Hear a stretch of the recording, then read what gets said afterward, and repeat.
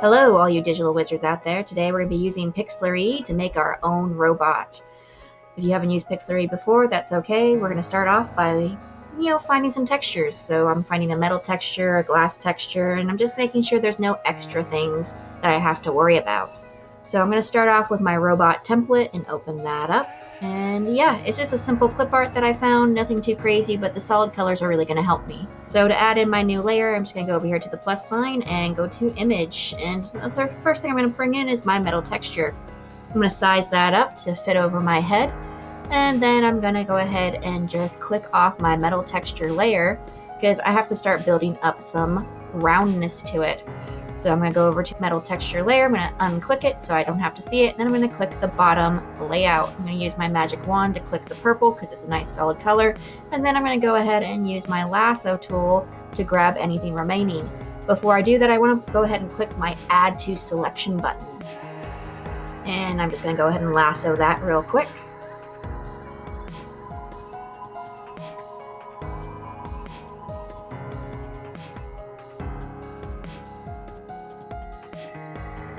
Now that my head's all selected, I can go back to my metal texture layer by clicking it back on and highlighting it.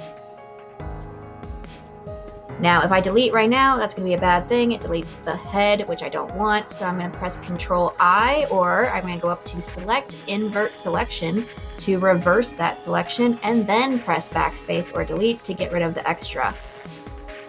Now that I have my head, I am going to start going in with my lasso tool to start building up some nice roundness to this head.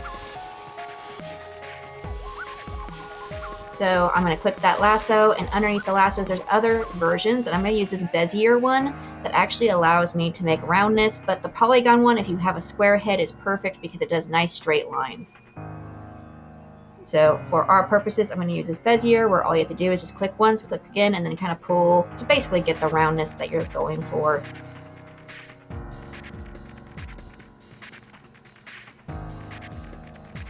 So let's get started. So I have this left-hand side that I finished, and now I'm going to press Add to Selection so I can get both sides. I'm just going to click down, round it out, and yeah. Now I'm going to go to Adjustment, Brightness, Contrast, and I'm just going to darken this up a bit by lowering my brightness and then pressing Apply. Then I'm going to do Control D to deselect, and I'm going to do it all over again. And I'm going to keep building up those layers until it feels nice and round, keeping the dark sides on the edges and making the brighter parts more toward the center.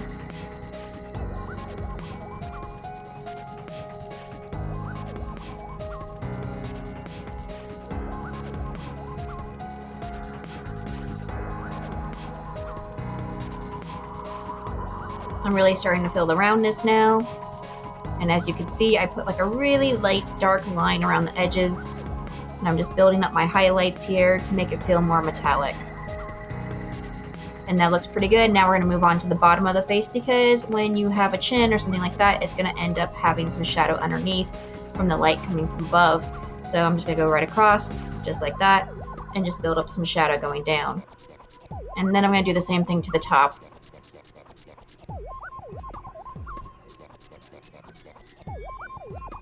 And that looks pretty good. Now we are going to move on to the eyeballs.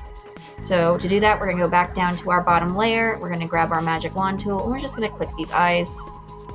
But again, if I just click it, it's going to bounce back and forth. So you want to make sure, one, that you have a little bit of a feather on, because we're going to make it nice and soft. And two, we're going to want to click that Add to Selection button as well.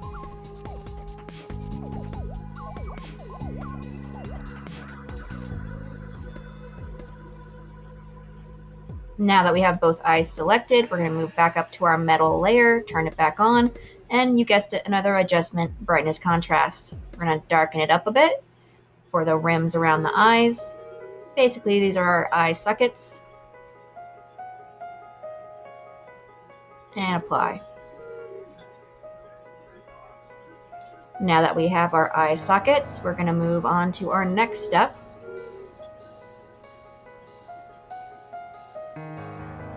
which is the mouth. So I'm using the magic wand tool with some feather to it, but it's up to you. If you want it to be a stronger mouth, you might not want to put that much feather on it. You could also use your lasso tool or your lasso polygon tool if you want straight edges. So it just depends on how you want to make your mouth.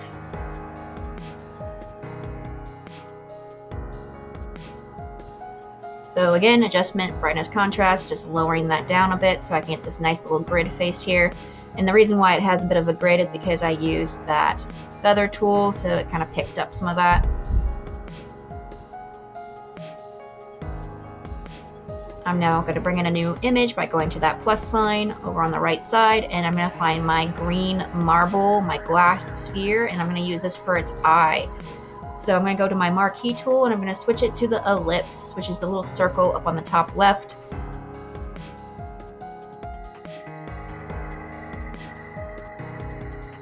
And then once it's selected, I just make a quick circle. Now it's okay if you don't get it exact like I'm doing right now, because you always can click in the middle and kind of move it around.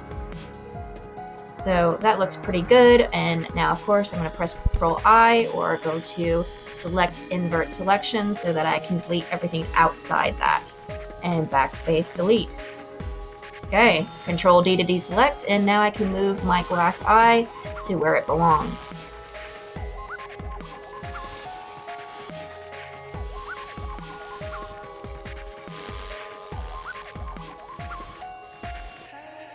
So all I did was I went to my layer, I went to the 3 dots, and I duplicated it so I can make a copy and move that into place. So this all looks good, but it's not quite blending in. So if I zoom in, you can see it still has kind of a sharp edge around the outside of my glass eye, and it just kind of looks stamped on. So I want to kind of blend it in a little bit with some shadow. And I'm going to get that marquee tool again, and this time add some feather to it. And I'm just going around the eyeball, not going all the way, because I want it to kind of shade the outside of my eyeball. And then I'm just checking to see what eye it is. There we go. And then I'll be doing a Control I to invert that.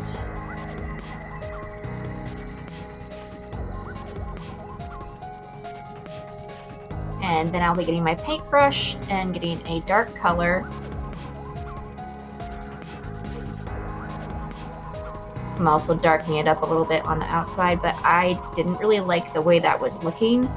So I decided against that and instead went with my paintbrush. So I made a new layer, and it was an empty layer this time. And I got my paintbrush and got some darker tones. So right now it's set to white. My paintbrush, I can play with it, make it softer or sharper, but for a shadow I definitely want it to be a bit softer, and I want to make sure that the steps are not so far apart, and I can change the size as well. I also have a shortcut key down here right by the space bar. There's 2 little arrows, and I can use those arrows to make my brush bigger or smaller, and then I can just kind of size it up to the whole entire eye just like that. Now I have white right now, so I want to swap that for black, and yep, I'm going to go ahead and click that. So that gives me a nice little shadow going around the eye. So I'm just going to those 3 dots of the layer, and I'm switching my different blend modes until I get what works best. And you can really see the difference between the right side and the left side now.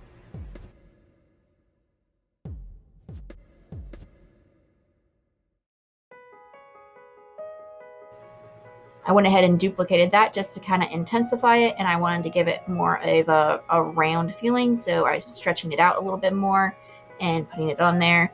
And then what I'm going to do is I'm just going to merge everything for that eye. I'm also playing with the transparency a little bit just to see how dark I want it to be. Maybe you want it to have a really kind of like emo eye, that's fine. It's up to you. You can go lighter with it if you want. It really depends on how you want to shade this. It doesn't even have to be black if you don't want. You could shade it with like a pink or something else.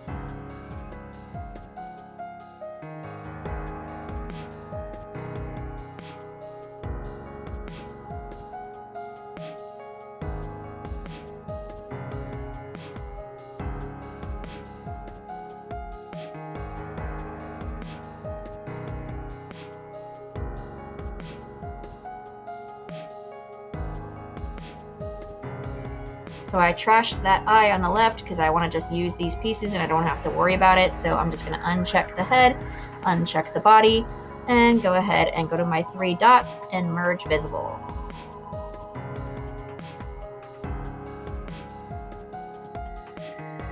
Now all the eye pieces are all put together and all I have to do is duplicate that eye. So I'm going to go back to my 3 dots and go to duplicate and then move it into place.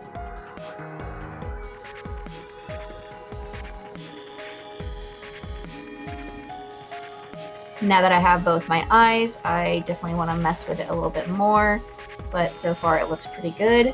I'm going to go ahead and merge visible so that all the head pieces are all in the same layer. It's important to make sure that your body is turned off when you do this. Now it's time to move on to the mouth, so I'm going to click that plus, go to image, and find this metal grid that I wanted to use for the mouth. I'm just going to go ahead and scale that down.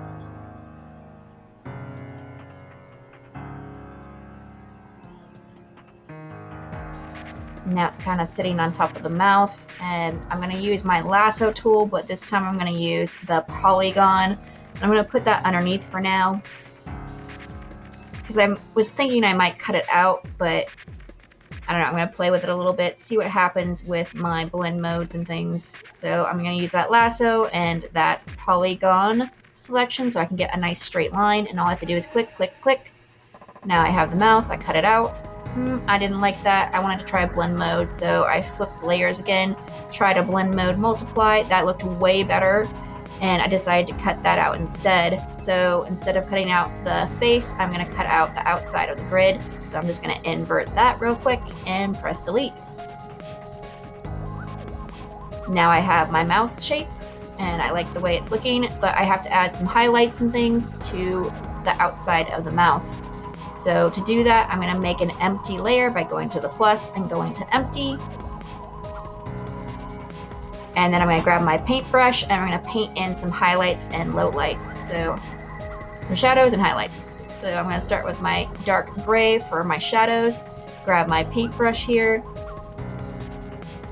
And again, I'm just using those shortcut keys to make it smaller or bigger.